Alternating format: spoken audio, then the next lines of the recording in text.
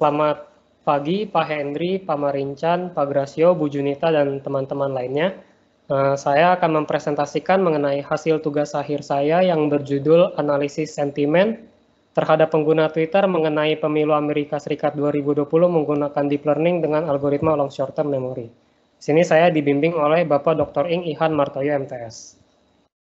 Nah, jadi outline dari presentasi pada pagi hari ini adalah sebagai berikut. Yang pertama ada pendahuluan, landasan teoritis, metode penelitian, hasil penelitian, dan kesimpulannya. Yang pertama, yang melatar belakangi saya dalam melakukan penelitian ini adalah karena industri 4.0. Jadi industri 4.0 ini menyebabkan digitalisasi itu makin pesat. Akibatnya jumlah pengguna media sosial juga makin bertambah. Nah, pengguna yang makin banyak ini menyebabkan unggahan juga makin banyak, dan akibatnya data juga makin banyak. Dan di dalam data yang banyak ini terdapat berbagai insight.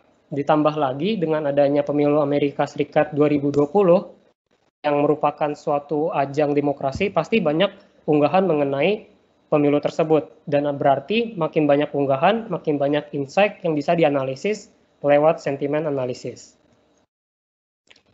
Nah, maksud dan tujuan dari penelitian ini adalah untuk melihat atau membandingkan sentimen positif dan negatif dari kedua kandidat. Diharapkan dari perbandingan sentimen positif negatif ini tuh kita bisa lihat seperti apa sih dinamika pemilu dan citra para kandidat. Dan diharapkan kita bisa lihat kandidat mana yang lebih favorable di mata masyarakat. Nah, jadi model yang akan saya buat itu kalau digambarkan adalah sebagai berikut. Yang pertama ada embedding layer. Embedding layer ini tujuannya berperan untuk melakukan mapping dari seluruh unique words yang ada di vocabulary menjadi vektor dimensian. Nah, untuk lebih jelasnya saya akan jelaskan melalui gambar ini. Misalkan ada teks dengan kalimat I love my dog. Nah, kita lakukan tokenisasi, maka nanti kata I ini menjadi angka 1, love menjadi angka 2, my menjadi angka 3, dan dog ini menjadi angka 4. Nah, lalu kita atur embedding dimensionnya, misalkan 3. Jadi setiap satu angka di sini itu akan diubah menjadi satu vektor yang berisikan 3 angka ini. Nah, sehingga ketika diubah ke dalam embedding representation, maka 1, 2, 3, 4 ini akan berubah menjadi setiap vektornya. 1 yang ini, 2 ini, 3 ini, dan 4 yang ini. Kemudian vektor-vektor ini akan diteruskan ke dalam LSTM melewati forget gate, store gate, update gate, dan nanti diteruskan ke dalam output. Nah, LSTM layer yang digunakan di sini adalah yang bidirectional, sehingga dia akan maju dan juga mundur, sehingga dia bisa mendeteksi vektor token yang dari suatu kalimat pada kata pertama hingga kata terakhir, kemudian diulang dari kata terakhir ke kata pertama. Tujuannya adalah untuk mendapatkan semantik dari teks tersebut. Kemudian setelah dari LSTM, outputnya diteruskan ke dense layer. Dense layer ini itu merupakan kumpulan dari neuron, biasanya berupa sigmoid function. Kemudian dari tujuannya adalah untuk memflatten hasil tersebut vektor tadi menjadi output vektor yang seperti ini, yaitu 10 dan 01. Kalau maka kita bisa dapatkan untuk Trump itu seperti ini dan untuk Joe Biden itu seperti ini.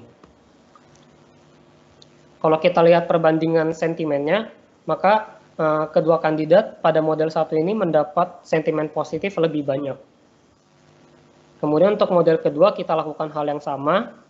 Tapi pada model kedua yang overfitting tadi, kita dapatkan bahwa Donald Trump memiliki lebih banyak sentimen, sedangkan Joe Biden memiliki lebih banyak sentimen yang negatif. Nah, kita lakukan hal yang sama pada model ketiga, dan kita dapatkan ini serupa dengan model 1, di mana sentimen positif di kedua kandidat itu lebih banyak.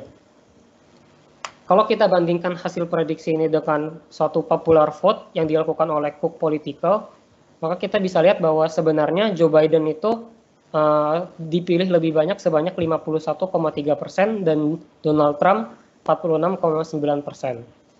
Dan kita bandingkan sentimen positif kedua kandidat dari model 1, ternyata Joe Biden memiliki 52,17% dan Donald Trump 47,83%. Untuk model 2, kalau kita bandingkan sentimen positifnya, Joe Biden mendapatkan 41,26% dan Donald Trump 58,22%. Sedangkan untuk model 3, Joe Biden memiliki lebih banyak, yaitu 52,5%.